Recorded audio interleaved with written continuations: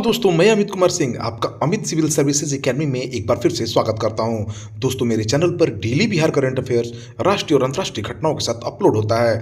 आप देखते हैं और आप पसंद भी करते हैं। दोस्तों, मेरे चैनल पर आप डेली का बिहार करंट अफेयर्स, राष्ट्रीय और अंतर्राष्ट्रीय घटनाओं के साथ देख सकते हैं, जिसमें मैं 6 अखबारों का निचोड़ शामिल करता हूं।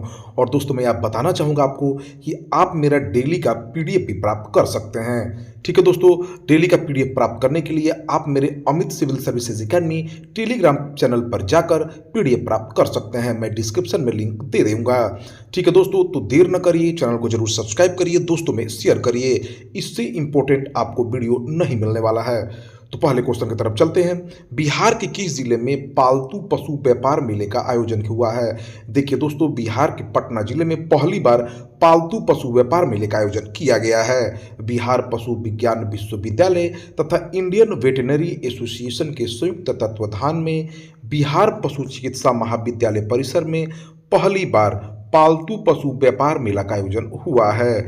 इसमें पालतू पशुओं की दवा बनाने वाली 30 कंपनियों ने भाग लिया है। भारत में पालतू पशुओं का कारोबार 7,000 करोड़ का हो गया। देखिए दोस्तों, ये एक व्यापार का रूप ले लिया है पालतू पशुओं का कारोबार। ठीक है, 7,000 करोड़ का कारोबार पूरे देश भर में हो रहा है इसका।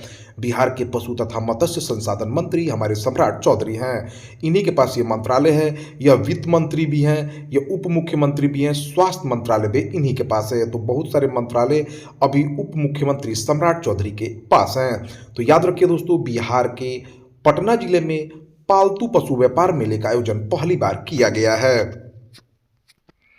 बिहार के आरा भोजपुर जिले की रहने वाली किस एथलीट ने महाराष्ट्र के पुणे में आयोजित 44वीं राष्ट्रीय मास्टर्स एथलेटिक्स प्रतियोगिता में 2 स्वर्ण पदक जीता है? देखिए दोस्तों, आरा भोजपुर जिले की रहने वाली भोजपुर जिले की आरा की रहने वाली एथलीट है अंजू कुमारी। उन्होंने लॉन्ग जंप तथा ट्रिपल जंप दोनों में 2 स्वर्ण पदक जीतकर 44वीं राष्ट्रीय मास्टर एथलेटिक्स में इन्होंने लॉन्ग जंप तथा ट्रिपल जंप में 2 स्वर्ण पदक जीतकर बिहार के साथ साथ अपने जिले भोजपुर का नाम भी रोशन किया है। बिहार के खेल मंत्री सम्राट चौधरी हैं। तो याद रखिए दोस्तों, 44वीं राष्ट्रीय मास्टर एथलेटिक्स प्रतियोगिता में अंजू कुमारी, जो भोजपुर जिले के आरा की रहने वाली हैं, उन्होंने लॉन्ग जंप तथा ट्रिपल जंप में 2 स्वर्ण पदक जीता है। 17 फरवरी 2024 को भारत पाकिस्तान बॉर्डर से सटे पोखरण फायरिंग रेंज में वायुसेना ने किस नाम से युद्ध अभ्यास की शुरुआत की है? तो दोस्तों, वायु शक्ति नाम से युद्ध अभ्यास की शुरुआत जो की है वायुसेना ने। इसमें राफेल, सुखोई समेत 121 लड़ाकू एयरक्राफ्ट शामिल हो रहे हैं। पाकिस्तान और चीन की चुनौतियों से निपटने की तैयारी के चलते यह युद्धाभ्यास किया गया है। भारतीय वायुसेना प्रमुख की बात की जाए तो दोस्तों विवेक राम चौधरी हैं।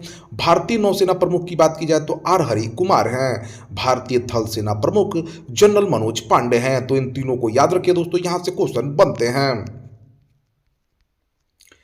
मौसम की निगरानी के लिए इसरो ने तीसरी पीढ़ी के किस उपग्रह को रॉकेट GSLV F-14 के द्वारा लॉन्च किया है? देखिए दोस्तों, इसरो का सबसे आधुनिक मौसम सैटेलाइट इनसन 3DS सफलतापूर्वक लॉन्च हो चुका है।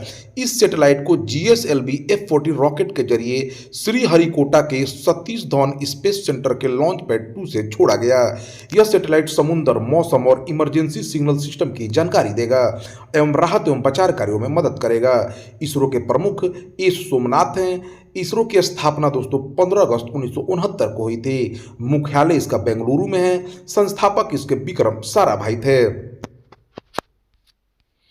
98वें ज्ञानपीठ पुरस्कार 2023 से किसे सम्मानित किया जाएगा? तो देखिए दोस्तों, 98वें ज्ञानपीठ पुरस्कार से गीतकार और कवि गुलजार को तथा संस्कृत के विद्वान जगत गुरु राम भद्राचार्य को सम्मानित किया जाएगा। तो 98वें ज्ञानपीठ पुरस्कार से 2 लोगों को सम्मानित किया जाएगा दोस्तों। दामोदर मौजो को 2022 में ज्ञानपीठ पुरस्कार मिला था। प्रसिद्ध कवि गुलजार और संस्कृत विद्वान जगत गुरु राम भद्राचार्य को 98वें ज्ञानपीठ पुरस्कार के लिए नामित किया गया है। ज्ञानपीठ चयन समिति ने शनिवार 17 फरवरी 2024 को इसकी घोषणा की है। हिंदी फिल्मों के प्रसिद्ध गीतकार गुलजार भारतीय ज्ञानपीठ से सम्मानित होने वाले संपूर्ण सिंह कालरा, इनका जो पूरा नाम है, गुलजार नाम से प्रसिद्ध हैं और हिंदी फिल्मों के एक प्रसिद्ध गीतकार हैं। इसके अलावा कवि, पटकथा लेखक, फिल्म निर्देशक, नाटककार और मशहूर शायर भी हैं। रामभद्राचार्य का जन्म 1950 में उत्तर प्रदेश के जौनपुर के खादी खुर्द गांव में हुआ था। चित्रकूट में रहने वाले रामभद्राचार्य प्रख्यात विद्वान, शिक्षाविद, बहुभाषाविद, रचनाकार, प्रवचनकार, दार्शनिक और हिंदू धर्म गुरु हैं। हाल ही में किस देश ने अरमान नामक एंटी बैलिस्टिक मिसाइल का अनावरण किया है? तो दोस्तों ईरान ने एक नई एंटी बैलिस्टिक मिसाइल प्रणाली और एक नई कम ऊंचाई वाली वायु रक्षा प्रणाली का अनावरण किया है। नई एंटी बैलिस्टिक मिसाइल प्रणाली को अरमान नाम दिया गया है, जिसका अंग्रेजी में अर्थ एस्पिरेशन होता है, जबकि कम ऊंचाई वाली वायु रक्षा प्रणाली का नाम अजारखस रखा गया है, जिसका अर्थ है बिजली। ईरान के राष्ट्रपति इब्राहिम रईसी हैं। सुप्रीम लीडर वहां के ईरान के अली खामिनेई हैं। ईरान की राजधानी तेहरान है। तो याद रखिए दोस्तों, अरमान नामक एंटी बैलिस्टिक मिसाइल का अनावरण ईरान ने किया है। विश्व लोकतंत्र सूचकांक डेमोक्रेसी इंडेक्स 2023 में भारत किस स्थान पर आया है? तो दोस्तों 41वें स्थान पर है। विश्व लोकतंत्र सूचकांक डेमोक्रेसी इंडेक्स 2023 में भारत 41वें स्थान पर है, जबकि 2022 में भारत 46वें स्थान पर था। शीर्ष देशों में नॉर्वे, न्यूजीलैंड, आइसलैंड है। निचले पायदानों पर उत्तर कोरिया, म्यांमार और अफगानिस्तान आए हैं। डिजिटलीकरण की 20 वैश्विक रैंकिंग में भारत किस स्थान पर आया है? देखिए दोस्तों, डिजिटलीकरण की वैश्विक रैंकिंग में भारत अमेरिका और चीन के बाद तीसरे स्थान पर आया है। पर्सनल यूजर के डिजिटलीकरण के मामले में भारत G20 देशों में 12वें स्थान पर है और संपूर्ण डिजिटलीकरण के मामले में वैश्विक रैंकिंग में भारत तीसरे स्थान पर है। पहले स्थान पर अमेरिका तथा दूसरे स्थान पर चीन है। दुनिया का पहला फ्लोटिंग थीम पार्क कहां बन रहा है? तो सऊदी अरब में। दोस्तों दुनिया का पहला फ्लोटिंग थीम पार्क सऊदी अरब में बनाया जा रहा है। सऊदी अरब की राजधानी रियाद है। मुद्रा वहां की सऊदी रियाल है। राजा सऊदी अरब के शाह सलमान हैं। प्रधानमंत्री सऊदी अरब के मोहम्मद बिन सलमान हैं।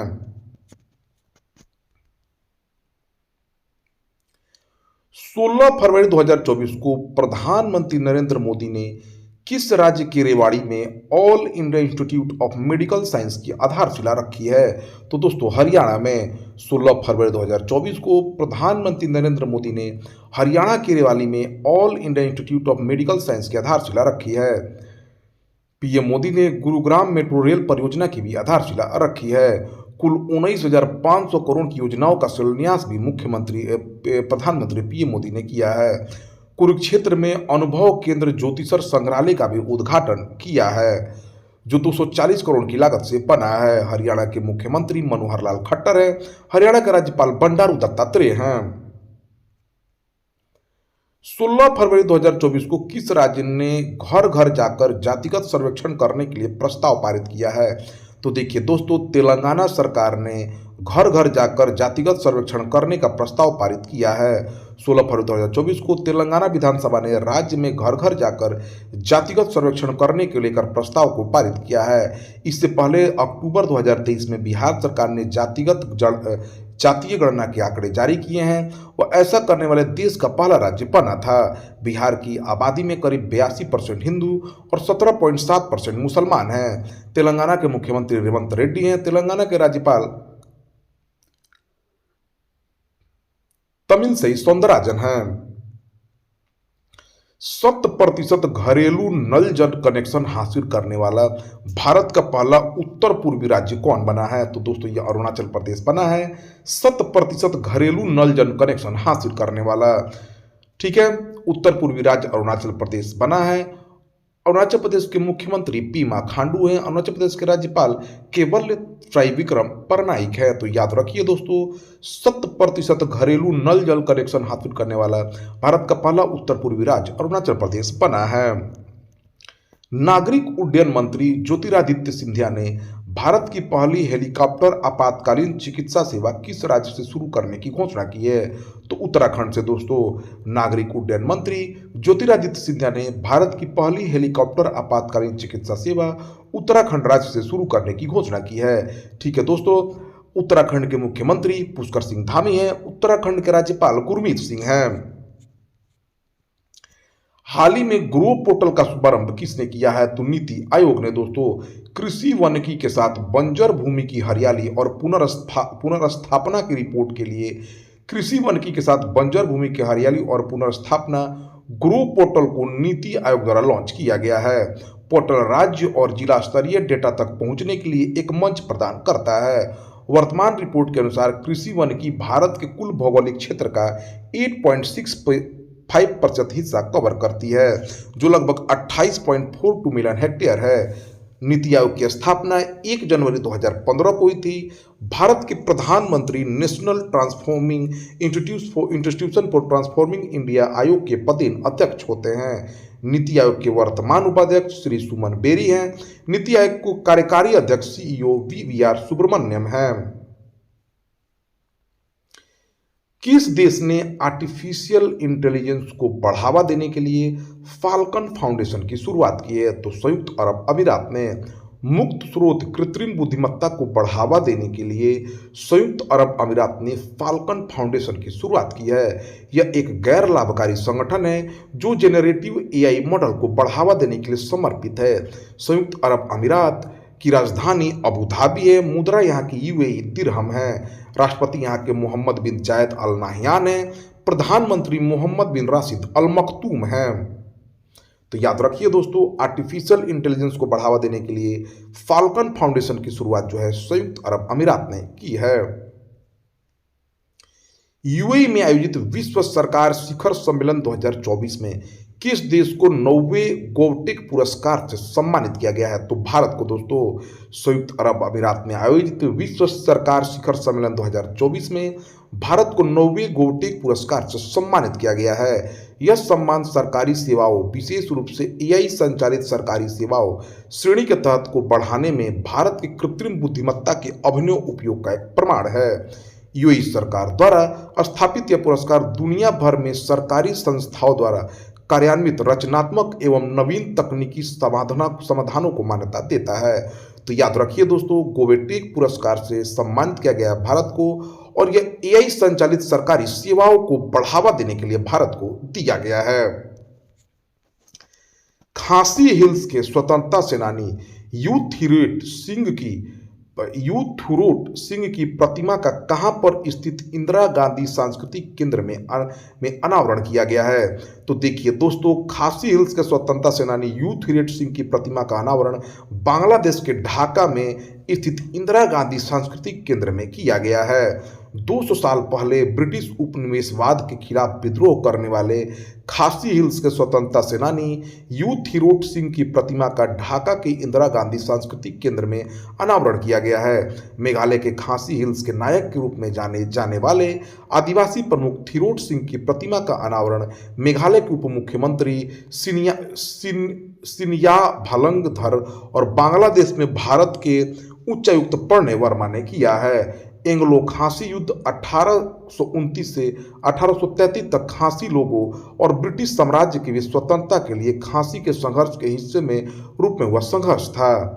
ठीक है दोस्तों, खासी गारो खासी जनजातियां मेघालय में पाई जाती हैं। मेघालय के मुख्यमंत्री कॉनराड संगमा है। मेघालय के राज्यपाल फागू चौहान हैं। बांग्लादेश की प्रधानमंत्री शेख हसीना है। बांग्लादेश के राष्ट्रपति मोहम्मद शहाबुद्दीन है। 16 दिसंबर सन 1971 को बांग्लादेश पाकिस्तान से आजाद होकर अपना नया देश का निर्माण किया था। भारतीय क्रिकेट टीम ने किस टीम को हराकर टेस्ट क्रिकेट में भारत की सबसे बड़ी टेस्ट जीत दर्ज की है? तो दोस्तों, राजकोट में खेले गए तीसरे टेस्ट क्रिकेट में भारत ने 434 रनों से इंग्लैंड को हराकर टेस्ट क्रिकेट में रनों के लिहाज से सबसे बड़ी जीत हासिल की है।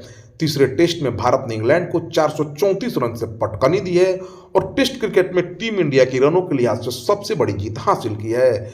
इस खेल में दोस्तों यशस्वी जायसवाल ने दोहरा शतक जमाया है और पहली बार टेस्ट क्रिकेट में शामिल होने वाले सरफराज खान ने दोनों पारियों में अर्धशतक जमाया है। बीसीसीआई प्रमुख रोजर बिन्नी है अभी।